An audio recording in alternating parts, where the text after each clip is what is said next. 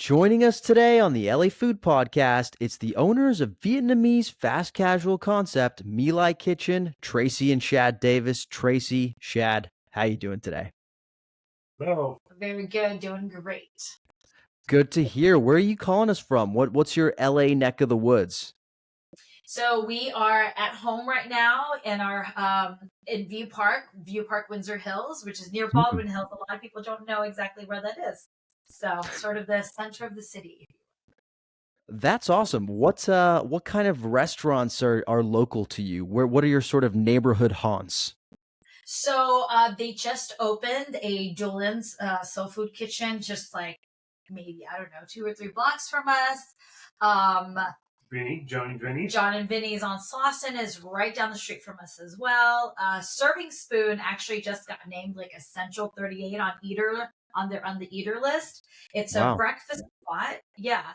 And Sunday those are gravy. kind of Sunday gravy. Mm. That's one of our faves as well, right down the street from us.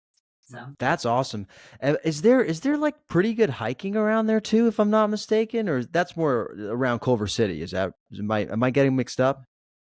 no, I mean, so we're about 10 minutes from Culver City, if even that. I mean, that's probably with traffic. And so, 5 minutes from us is like the Kenneth Hahn, hiking center. I don't know what it's called. It's a big but park. It's a huge park. Mhm. And then probably about 10 minutes from us is the Culver City Stairs, and another park that's right there as well. Wow, so a hub of activity in terms of physical activity, and then plenty of places to refuel afterwards, it feels like. Yeah. And we're about a mile away from the new stadium, the SoFi Stadium, Yeah, SoFi Stadium. where the Rams play, and there's a new Clipper Stadium as well, Yeah. going right there as well. And they just got the All-Star game in 2026, so you're going to have a bunch of activity near you. Yes. So we've been trying to figure out, we've always, because we're in this neighborhood, we've been here for about 5 years now. That's sort of this is one of the areas that we also want to, open up a neighborhood something in, kind of grow with this neighborhood as we have grown with it. And so yeah, we haven't found the perfect location yet, but that's definitely, we want to do sort of a fun neighborhood restaurant here, sort of like the Belmont is pretty popular, so kind of like that, but for this neighborhood. So a departure from My Lai, you might say. In addition, yeah. In addition, okay. I just want to see if are we breaking news here? We don't often break news on the LA Food Pod, but hey, we're happy to. So you heard it here first, folks. Well, great to hear about the LA Stomping Grounds, but I understand that this story also starts kind of in a different part of the United States, and that's Houston. Traci, that's where you grew up. Am I right? Yeah, that is where I'm from. I was born in Georgia, but I was raised in Houston. Went to middle school there, high school. Went to University of Houston, yeah, I've been there. I was there until I was like 22 years old before I moved to New York City. New York City. Well, it sounds like food, from what I've read about you, it sounds like food played a central part in your upbringing. What was your relationship to food growing up? So yes, being an Asian family or Vietnamese family specifically, food is sort of at the center and of the core of our family, right? It's like, I'm sure you've seen a lot of memes and reels and things like that where it's like, oh, Traci, you're too fat, but here, you need to eat. Or like, or it's like, you have to eat every grain or kernel of rice, otherwise the maggots are going to eat you when you die. Like, so like food is like central to all of our, to our life. And, that's where we gather. And, my grandmother used to make pho. The whole family, all my aunts and uncles and my cousins would come over and eat pho together. Every single night my mom cooked, although my mom really does not like cooking. She's actually a very great cook. She would make all of us come home and eat dinner and talk about our days. And so like food is always very central in my life. Yeah, I mean, honestly, what you just described, I was going to say what you just described specifically about hey, you're getting fat, but you have to eat. That's exactly what it was like to grow up in an Italian household as well. So I can absolutely relate to that. Shad, what part of this? What part of the United States are you from? I'm from Kennebunkport, Maine. It's a small town in southern Maine, coastal, and lobster is our big claim to fame over there. Just everything lobster, lobster rolls, fresh lobster. Uh, Yes, but what he's not saying is that his mom and so his dad is a farmer, and his Mm, mom she's a vegetarian, or she's actually a pescatarian, but she is an excellent cook. She mm. meat everything, and so she owned a bakery for what, like 35 years or yeah, something of his life, and she just recently sold it, and so food is also super central in his life as yeah, well. yeah. So you grew up in and around the kitchen. I think they had kids so they'd have free labor. Yeah. Were you into that, or did you like? Were you into that, or did you resent it? No, it was a good pastime. I obviously worked in restaurants when I was younger, and kind of like fell in love with the kitchen. One of my the owners was a chef as well, and he kind of put me on the salad station, which moved into the hotline and blah blah blah, and then you just kind of went from there and started cooking, and it kind of just fell in place. Was it the kind of thing where you just like woke up one day and you were like, "Holy shit, I've been in the kitchen for like 15 years," or was there a moment where you were like, "Actually, I do want to do this as a career"? Yeah, it kind of just molded into. I think I wanted to be a professional snowboarder actually, but that didn't work out. Okay. And then so I went to culinary school in Vermont and moved around the country working for fancy chefs and ended up in Los Angeles and met Tracy along the way, and here we are. What happened to the Yeah. snowboarding dream? I was not good enough. Let's just be honest here, and that fell flat. And my parents said, "Come home, go to school, or you can stay out there and you're on your own." Yeah, And yeah, I feel that. That was me in soccer too. And you know what? There's definitely a point in your life when your dad stops showing up to your games, and you're like, "Holy shit, I must not be very good at this." But Tra- Tracy, from what I understand, you went the corporate route in terms of career. What did you end up doing, and how did you land there? So after school, I moved to New York City, or I moved to Manhattan, and my girlfriend, had just started working for a bank out there, and I was like, oh, I can do this. Like, I'm tough, I'm smart, I can do this. And so I got a job at UBS, actually, and Bear Stearns, on the like as a trading floor assistant, and quickly realized that like that is not the existence I want for the next, I don't know, like however long I'm going to be alive, 50, 60 years. And although, pay is good, and I just it was so miserable. I mean, I've seen so many flip outs on the trading floor. But the good thing is that it did prepare me a lot in life, right? Like I'm super on time. I'm very vigilant. I am like pretty type A, and I'm tough. I'm super tough. And part of that training was being on the trading floor and having people yell at you or talk down to you, or at least think that they can. And, having to know that you can defend yourself and building up that self-esteem. So yeah, then I Uh, moved to what I wouldn't give to hear your story of the most epic flip out you saw on the trading floor. Okay, probably the one of the most epic. I don't know if it's the most epic, but literally, I got a trader he was having a really bad day. Gets up, starts shouting. Literally, okay, so like we have walls, and it's just all monitors. Like each one of us has like two or three or four. He took a monitor, ripped it out of the wall, slams it on the ground, takes another one, rips it out of the wall again, slams it on the ground, and and then like rips the telephone, and then just like walks off. And we're all like, wow, okay, like I still even remember his name. That's how like and I was like, that was kind of awesome and scary all at the same time. You can't see my face now, dear listener, but my face is in shock. The thing that shocks me about that story is that he did the first monitor, and was like, you Yeah. know what, that wasn't good enough. I'm gonna keep going. That's Yeah. that's the most sort of like gobsmacking thing about that story. Yeah. Well, I'm glad you got out of there, and I'm glad it taught you some lessons for what you do today. At what point did your two paths cross? So probably in like 2012 or 2013, our friend Fred, who you corresponded with, we're both mutual friends of his, as well as a few other people, and we kind of started hanging out, met, and started, kind of liked each other, started dating we dated for maybe about like 6 months or so. And then due to timing, it didn't work out at that moment. And he stopped speaking to me actually. He just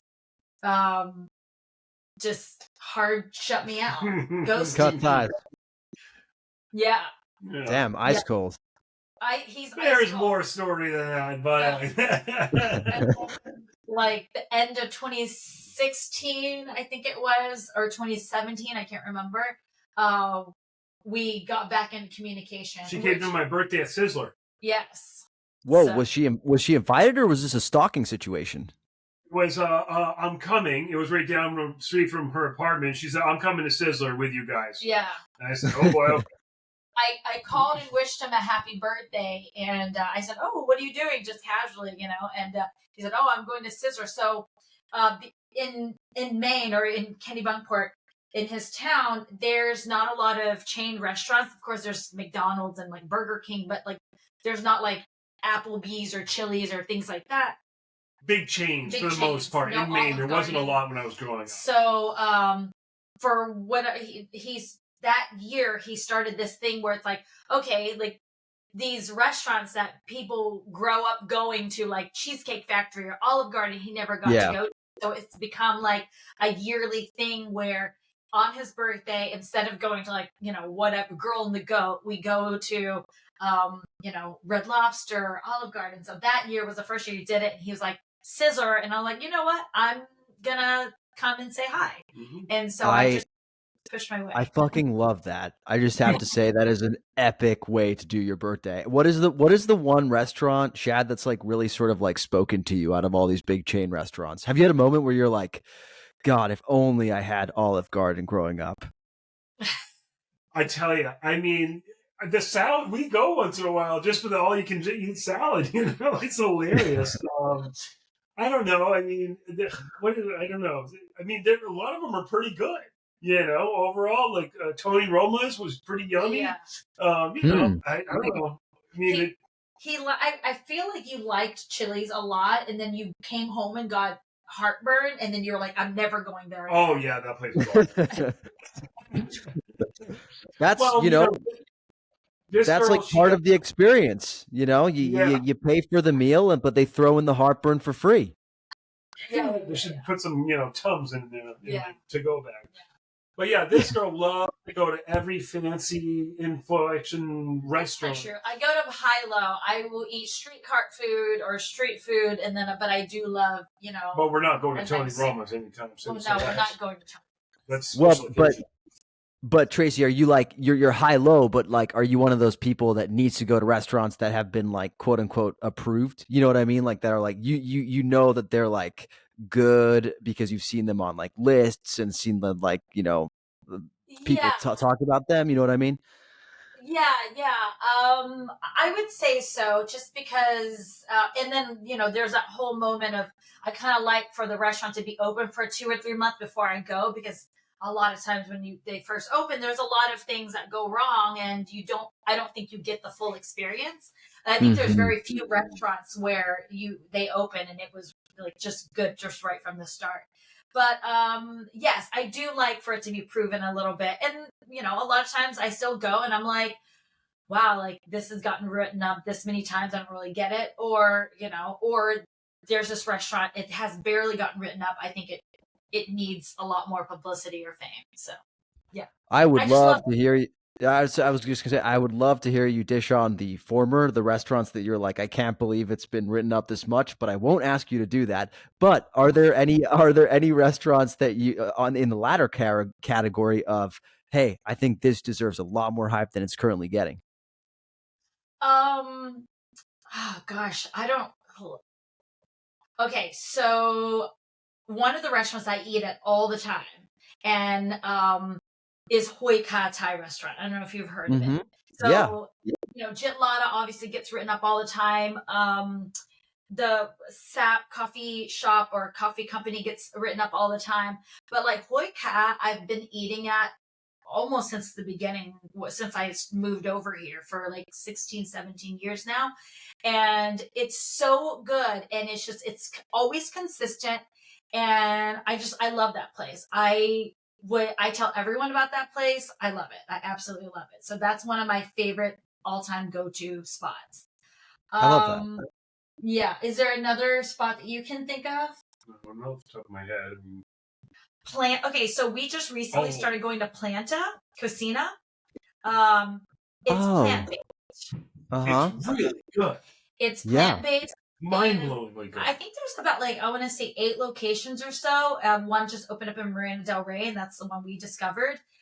It is so good. The drinks are good. The vibe, the scene is great. The food is excellent. And we're not, vegan or even vegetarian for that matter. And we've gone several times just because we like it that much. So that's another spot not getting any recognition on. I haven't seen it on Eater or anywhere. So, and I love it. No. I love that. Those are 2 great shouts because one is like the old school, the sort of like underappreciated old school. One is sort of the underappreciated new school. I love it. So let's talk about My Lai. So I understand that it sounds like maybe the idea for My Lai was yours to start, Traci. I'm curious. Yeah. How did it spring up? How did you get this idea? So, we've already shared that I have a great love of food and restaurants. I would say that, back a few years ago, I don't know, maybe I can't even think of it, but it was 6 or 7 years ago. Around when Sweet Fin started popping up, Kava started popping up. So a lot of Tsum Tsum, a lot of those build your own bowls spots, started popping up. And of course, we can't not mention Chipotle, right? They're sort of the original. I started seeing okay, there's a lot of Mediterranean popping up. There's tons of different poke popping up, but there's really nothing for Asian food in general, right? Nothing for Thai. I mean, for Chinese, there's Panda Express, but it's not really kind of on that higher caliber. Or I don't want to say that because I would love to be a Panda Express family if they're billionaires, but it's not that fast casual vibe, right? Yeah. It's more fast food. And so I was like, why is no one doing this for Asian food? And specific, I'm Vietnamese, so I kind of started thinking about what about my food? So when you think about Vietnamese food, there's the the lemongrass char grilled chicken, char grilled pork, and then you sort of eat it. You can eat it on rice noodle. You can eat it on regular rice. You really can, interchange things, right? And it's not a perfect recipe, but you can. And so I was like, I think Vietnamese food would be perfect for this kind of healthy build your own bowl. All of our side dishes are either pickled sides, like pickled carrots and daikon, pickled cabbage, fresh tomatoes, fresh cucumbers.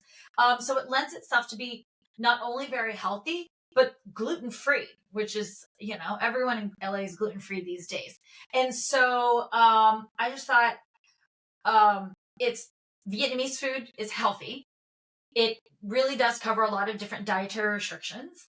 It can be sort of served interchangeably, and no one has done it. So I started kind of sketching out how I would build it and how I would want it done. So, yeah.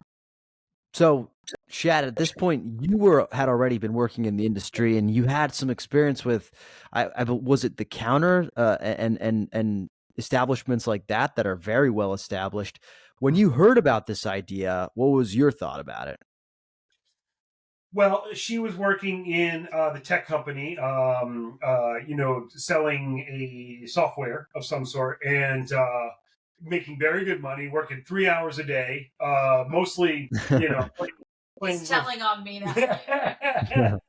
I'd go into the office to bring her lunch, and they'd be playing checkers and whatever else, not any kind of work's going on. And I've known about the restaurant business for a long time, and it's nowhere. It's not fun, and it's a grind. So when she came up with this, that she wanted to do this, it was trying to table it as long as we could. Is the just oh yeah, okay. Everybody has this dream to own a restaurant. This romantic dream that they have. Oh, we'll walk in and everything's going to be going great. And so, anyways, we tabled it for a couple years, as long as we could, and then an opportunity came up, and we went after it. So, What was your hesitation, Chad? What was your sort of like fear? Why weren't you besides the obvious fact that like, yes, restaurants are a tough business. It's way easier to be playing ping pong 3 hours a day in an office. That sounds like a great life. But did you have any fears that were specific to maybe the concept or even like a fast casual business model? well, just the overall general being married to somebody that in a business that is this bad is generally an end to a relationship. Mm, I mean, it's literally. I know almost nobody that has survived opening up a restaurant, being married. It's a tough business, and so yeah. I mean, I would wish it on. I mean, hey, we've done it and we've made it through COVID and a lot of other problems, but it's a grind every day, and you're dealing with employees that could care less. It's a Joe job to them, and it's our life, so it goes ups and downs every day. Some weeks are yeah. great, some weeks are just a fire. Yeah, totally. I Yeah. I can relate to that. My parents own a restaurant and that concept of it's your life, while for a lot of people it's just the job they have on that particular day. That's a really tough thing to balance and trying to get those people to care about it as much as you do. That sounds like an impossible task. So my heart goes out to you. Now let's talk about fast casual. I'm fascinated with this idea of fast casual, this business model specifically from the perspective of going out and setting out to start a new restaurant. How is planning for a fast casual concept and a fast casual menu different from opening a traditional restaurant operation? Good for you.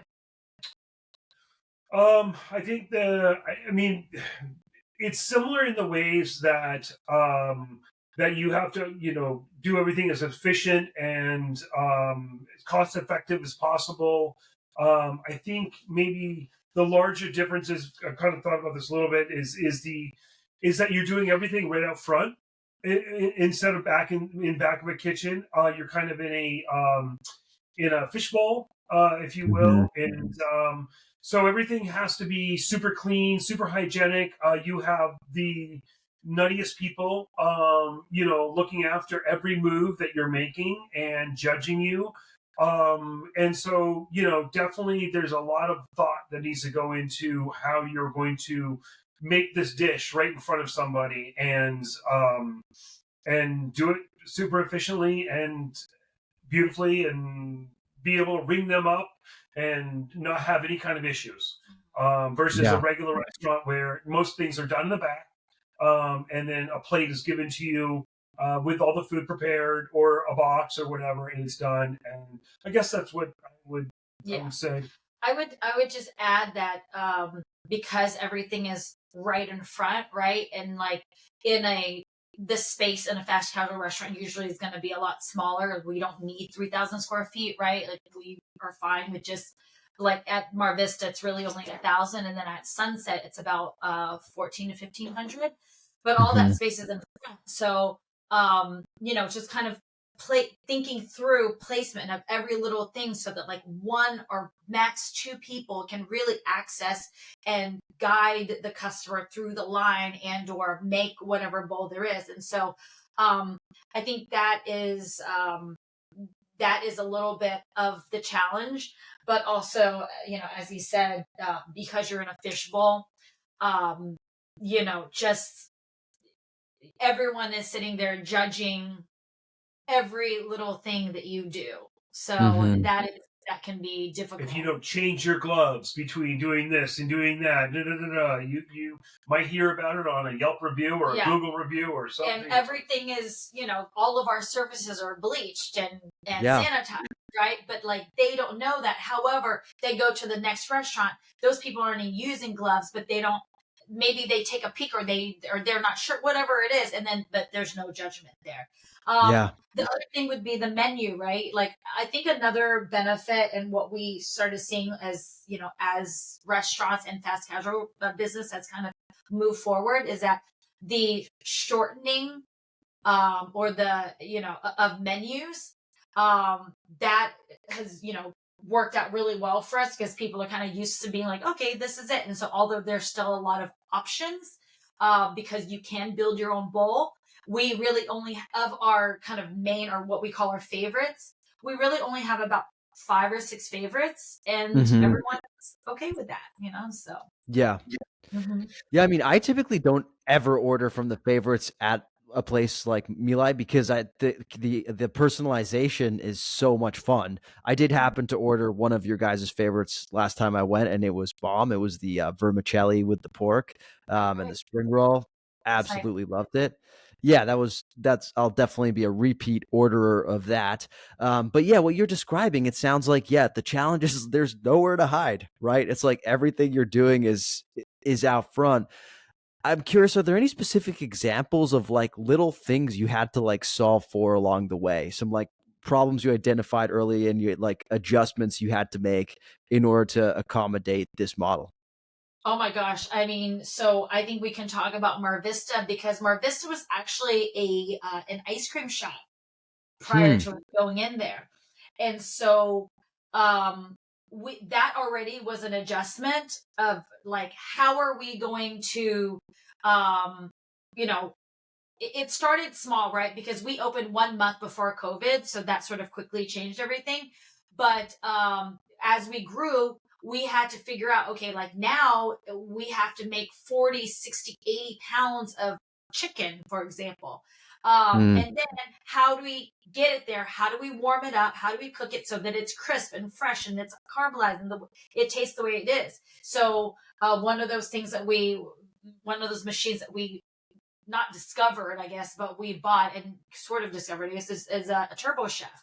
And Hmm. the Turbo Chef At is, Starbucks, have you ever seen the machine that heats up your biscuit or your Yeah. bake, whatever? That's a quick what is it called? A quick rapid oven, and Hmm. it utilizes microwave and convection, mhm. and it cooks. I mean, you dial it into whatever you want it to cook, and we've like kind of Yeah. figured out the. So we toast our bread in it. We cook or we warm up and caramelize our meats in it. Um, we bake our vegan meatballs in it. So it's like we discovered this amazing machine, and it is very pricey, but it's a machine where we can do everything. So we've had to do like that's one of the things we had to kind of dial into. Another thing is so we have a seasonal item every single um, season, but pho we sort of keep on for 2 seasons. That was another thing. So like, how do we warm up the pho? So it's like these constant little. So at Sunset, we have the stove, we have the hood, we have all of that stuff. But at Mar Vista, where this was our kind of guinea pig, how do we do that? So okay, get an induction burner, put it on there, and we also bought a hot water machine to quickly warm up, pour the hot water onto the noodles, grab to take the to lift the noodles out of the strainer. And so we really, for Mar Vista, we've had to be very inventive. And then like a Yeah. stupid problem like the air conditioner blowing on, we had to buy a bread box for it. It's like, so there's lots of little things that just kind of pop up that we Yeah. are constantly problem solving for. That's fascinating. I mean, the pho thing, I never even thought of like how difficult it would be to deliver pho in a fast casual setting. I've seen when I was growing up in Switzerland, there was this really popular Italian fast casual concept. But looking back on it, it was horrible because, like, boiling pasta, it's not fast. Like it's not fast enough, basically. Mhm. And I think maybe part of the issue is they just hadn't quite solved how to do it. But yeah, it sounds like you need like a logistics degree in order to solve some of these issues, or like yourselves, just rely on some pretty awesome ingenuity. Talking about the Yeah. specific, A sorry, lot of trial and error. a lot of trial and error. Yeah. Seriously, let's talk about specific menu items. Were there any menu items that it was important for you to see reflected in My Lai's menu just from the outset? You're like, we just got to do this. It's an important menu item to me. So the egg rolls that you were just talking about, that it's this whole thing sort of almost started because of the egg roll. So in Hmm. Houston, we like every single family event or even at restaurants, you get these perfectly cooked, like beautiful egg rolls with stuffed full of meat and less filler, like less of the jicama, less of the carrots and all this stuff, but just lots of meat. And over here I noticed that it was the opposite. It was all so much more filler, little skinny things, and I was like, what's going on here? Egg rolls are my absolute favorite. Like, I love fried food. I'm from Texas. And I can't find a decent egg roll. Like, what is this? And so I just thought to myself, like, I should open up some sort of Vietnamese restaurant and just like have proper egg rolls, you know?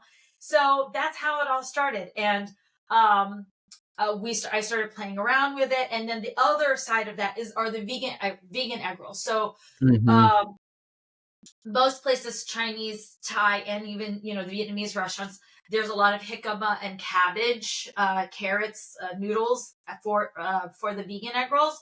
But for us, we actually put vegan meat, so impossible meat and or beyond meat. So that's we put. So I wanted it so that when the vegans come in and they take that bite, that they're actually like they get a little bit of like what a pork egg roll would taste like. So Yeah. that was a very, very important menu item for me to feature. And then I just also wanted to get right a lot of the side items, like the pickled items that fully reflect Vietnamese cuisine. And I would say the last thing is the fish sauce, right? Fish sauce is like integral to the to Vietnamese cuisine. I also knew that it had to be a flavor that was maybe a little bit more approachable, Hmm. and so we did a lot of trial and error where I was like kind of, I don't want to say dumbing it down, but maybe brightening it up. And so he was my taster Mm. of the for the fish sauce, which is the My Lai vinaigrette. So Yeah. those Yeah. are the I hadn't even thought about the role piece and component, because yeah, you bring up a great point, which, like, I've actually noticed that at a lot of restaurants, and my wife was vegetarian for a long time. When you are looking for a vegetarian option, the only thing they have a lot of time is the fresh rolls. A lot of time, many establishments don't even have a vegetarian version of the fried rolls. So we were very excited to see that you had the Impossible Meat version over at My Lai. I'm curious how you get one thing I really appreciated last time I went to My Lai was how, like, pronounced the smoky and char flavor on the meats is. How do you achieve that in a fast casual concept? You want to take that? Well, we have a production kitchen where we make everything. So everything has been marinated for 24 hours minimum. And then on a massive grill, it has been grilled, par cooked, if you will, and then cooled down. And then we bring it to the locations and cut them up, warm it up, and put it into on the line. So you're getting all that marinated flavor and the smoke from the big grills Mhm. that we utilize to cook everything on. Yeah, What's and I think crazy about that is it just tastes like it's fresh off the grill. Like literally you would not know that it was done beforehand. Like, it literally feels like you're getting it at a barbecue fresh off the grill. Yeah, so it was definitely very important for us to make sure that our cooks also know how to warm it up. So like, we I have this is one of the quality checks that I do all the time. When something is sitting in too much of, of its juice, I'm like, all right, take it out, or dump out the juice, because when it's being warmed up on the pan or in the turbo chef, like we want it to we want all that, the sugar content or whatever it is, the Hmm. grill to really come out, and so that you can taste that caramelization, right? Like that is Yeah. the kind of the most important part, is the smokiness of the grill and the caramelization of the sugar. Yeah. Yeah. Well, awesome stuff. You're doing something right, because it's working for me. Let me just say that. Speaking a bit more generally, we've seen a lot of fast casual concepts come and go. We've seen super successful ones like the ones you've already mentioned. We've seen Chipotle, we've seen Cava, and then there's others that have been a little less successful that have come and gone. The one that comes to mind most notably is Shop House to me, which was Chipotle's venture into Southeast Asian food, I believe. What do you think distinguishes the successes from the failures in the fast casual realm?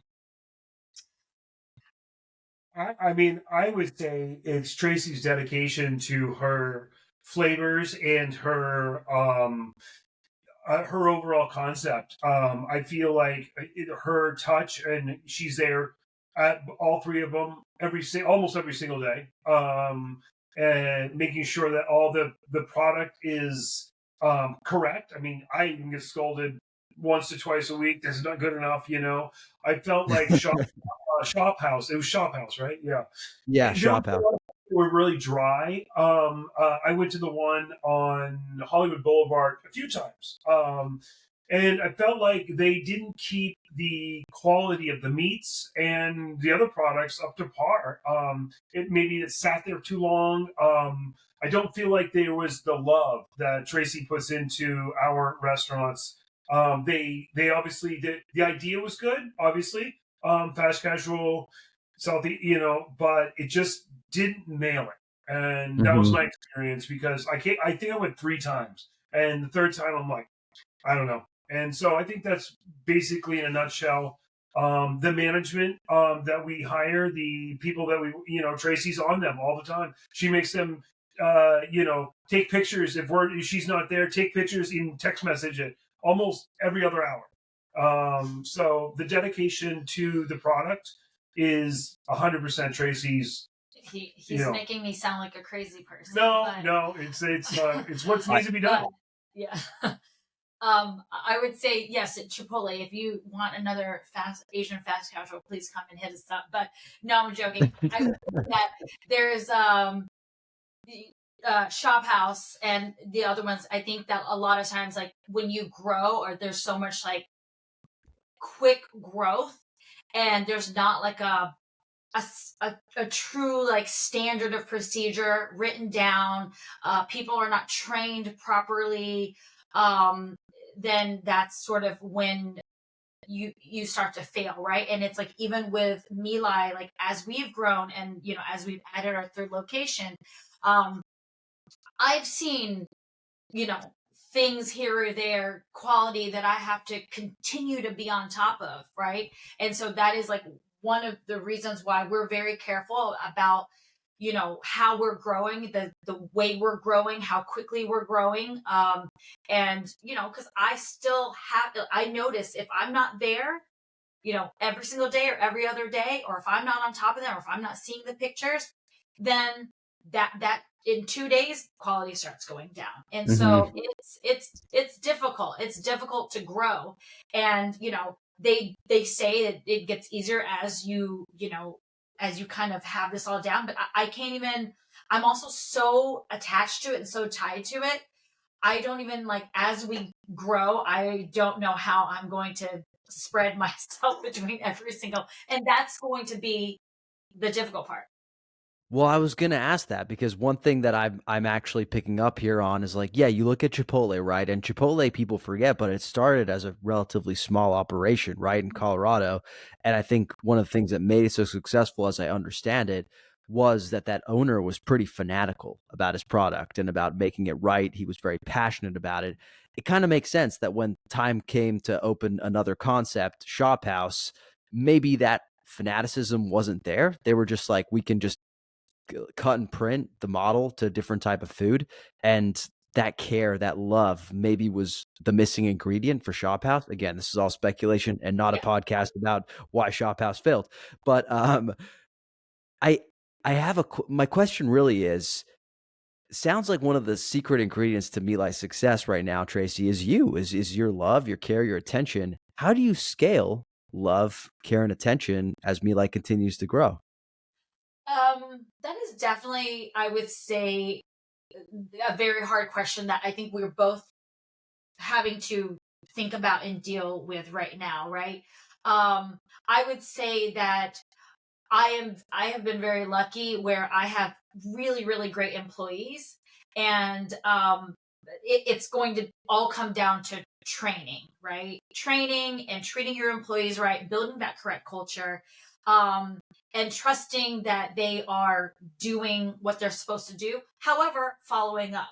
So that is, I think we're sort of testing that equation right now, and it's working so far. And yeah, that, I'm starting to do things as like writing down standards of practice as well. And I think it's going to all come down to trusting your team, training your team, and making sure that they know what they're supposed to do. It's also fundamentals of the restaurant, fundamentals of procedures, and making them relatively easy to follow, and and just overseeing it. And I think if you look at any of the good big restaurants, they have solid fundamentals of a restaurant, great procedures, and checks and balances. And Hmm. that's just basically, any good restaurant, that's what they got. There's a procedure for literally everything. Yeah, So that's really cool. It's cool to hear. It's cool to hear how you all are approaching this. Obviously, I'm curious to know. You've mentioned that there may be some other concepts in the works. It doesn't sound like they're fully baked. Maybe they are. Maybe you're just not ready to talk about them. But are there any, sneak peeks or kinds of things that are exciting you that you can talk about? So we of course want to continue to expand My Lai. We want to. So I have a lot of family in Houston and lots of people that I trust there. So I think we want to expand out there. Maybe a couple My Lais out there. We have a sandwich concept that I think we want to put into our ghost kitchen. I won't tell you the name because I haven't trademarked it yet, and it was a really, really fun name. But So yeah, and then as we've talked about, we want to do, he's the original chef of the Belmont, the Counterburg, as you know, and the Federal, which are like these huge names in gastropubs. And so we would like, and we've talked to some of our friends that also live in the neighborhood, that to kind of, maybe that's something that we do in the next year or so. But nothing fully baked, as you said. The only thing that we are really focused on is making sure that is expanding My Lai. I love it. Can I float a concept by you real quick? Yeah, go ahead. This is not a part of the podcast you were expecting, but that's what we do here. We're always keeping you on your toes. So I just thinking of this because, you're from Houston, Traci. I know that Viet Cajun is a thing in Houston. I don't Yes. know that there's ever been a Viet Cajun restaurant or concept or even menu item out here in Los Angeles. I'm just saying, I think it could be awesome. I think it could be awesome. Well, there's boiling crab out here.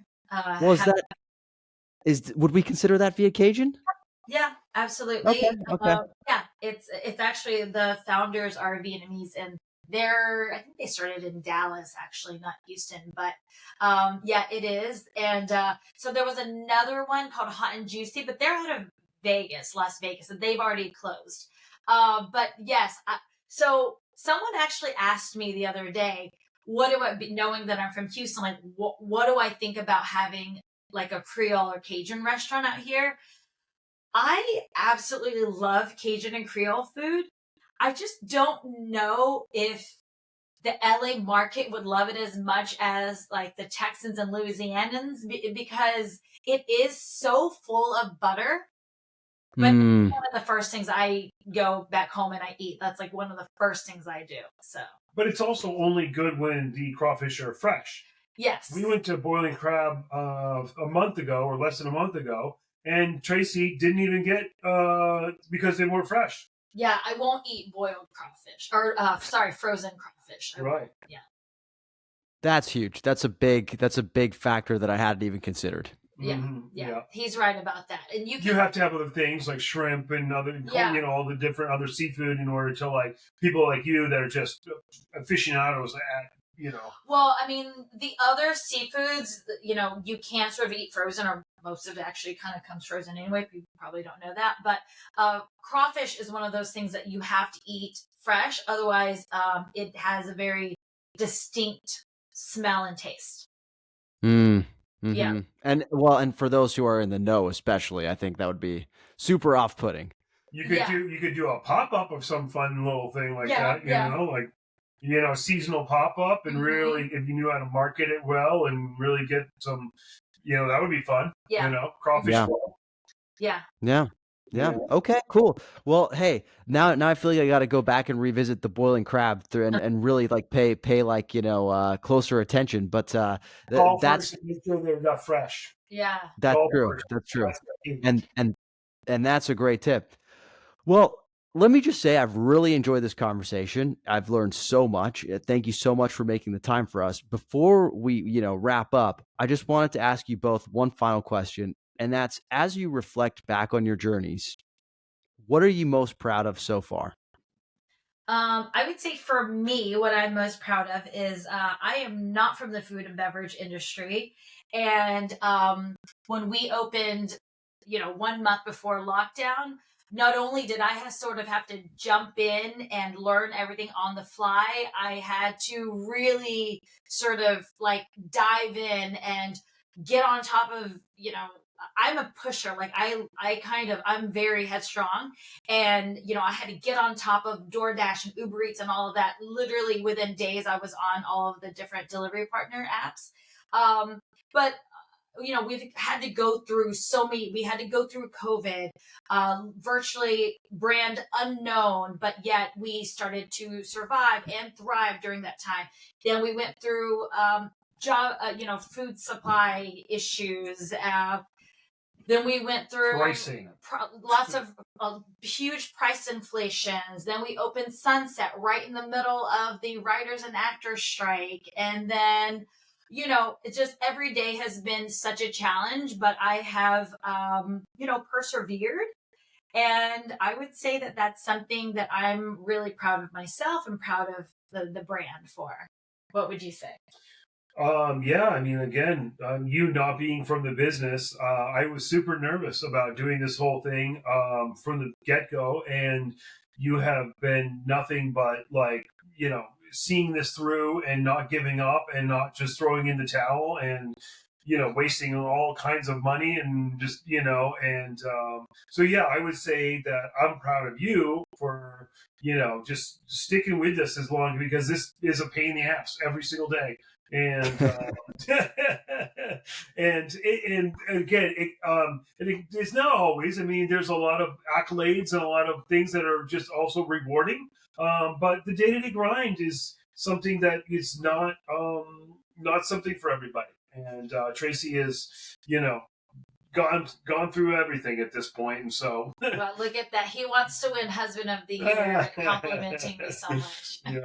I was gonna say, it sounds like one way to make it through owning a business together is just offering your wife plenty of compliments. Yeah. An occasional pair of shoes.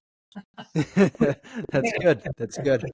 Yeah. Well, I want to say congratulations on all your success. I'm very impressed with your product. It's a great, great idea and concept, and I think you guys are doing it really well. I definitely urge everybody who's listening to go give My Lai a try if you haven't already. Traci and Shad, if people are looking for you or looking for My Lai, where can they find you?